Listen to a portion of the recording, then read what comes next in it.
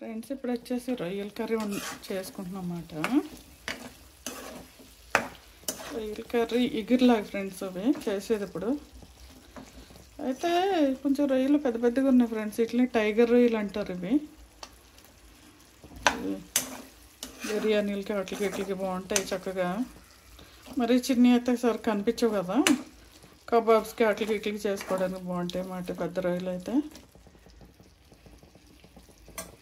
Thank you friends. ఇప్పుడు చూద్దాం, అయిపోయింది చూద్దాము. అయిపోయింది ఫ్రెండ్స్.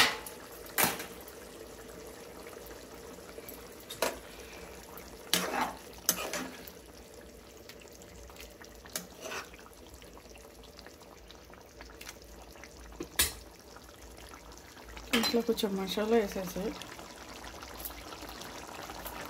ఒక్క 2 minutes ఉంచాలి ఫ్రెండ్స్. అది కొంచెం దీంట్లోకి అది ఫ్లేవర్ అంతా అయ్యేలాగా.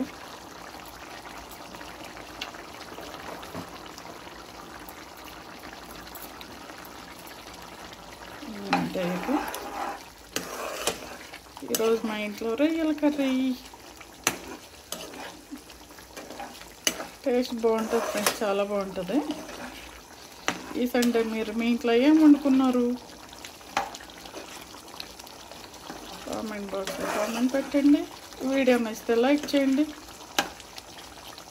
ఈ రొయ్యలు కొన్ని నచ్చితే మీరు కూడా వండుకుని తినండి ఫ్రెండ్స్. రొయ్యలు ఎంతమందికి ఇష్టం? మేమైతే అప్పుడప్పుడు తింటాము.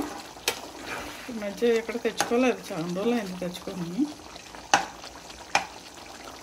వీడియో నచ్చితే లైక్ చేయండి friends. Thank you very much. Share చేయండి, సబ్స్క్రైబ్ చేసుకోండి ఫ్రెండ్స్. సబ్స్క్రైబ్ చేయట్లేదు, సబ్స్క్రైబ్ చేసుకోండి. Thank you very much.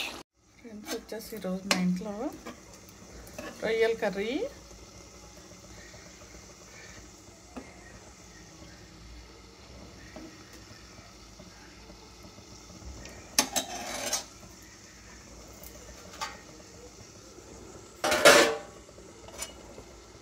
Chicken fry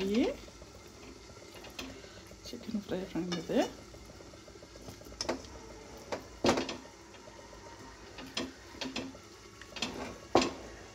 చూసారా చికెన్ ఫ్రై.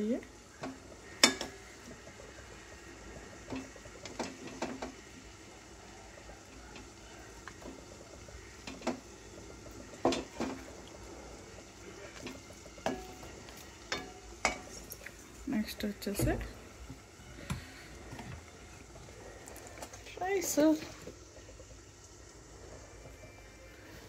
అంతే ఫ్రెండ్స్ ఈరోజు రైస్.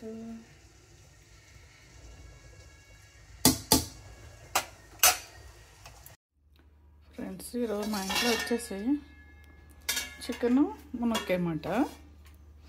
అయితే ఇది మేము చెప్తాలో తెచ్చుకున్న చికెన్ ఫ్రెండ్. ఇది సాఫ్ట్గా ఉంటుంది, బాగుంటుంది. కానీ టేస్ట్ బయట తెచ్చుకున్న చికెన్ అయితే గట్టిగా ఉంటుంది కదా.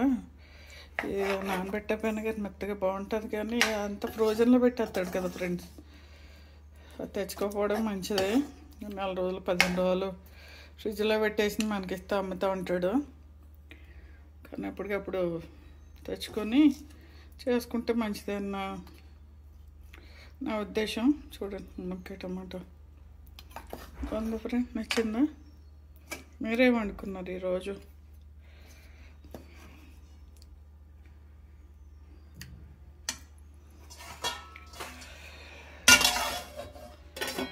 పక్కన వైట్ రైస్ కామనే కదా.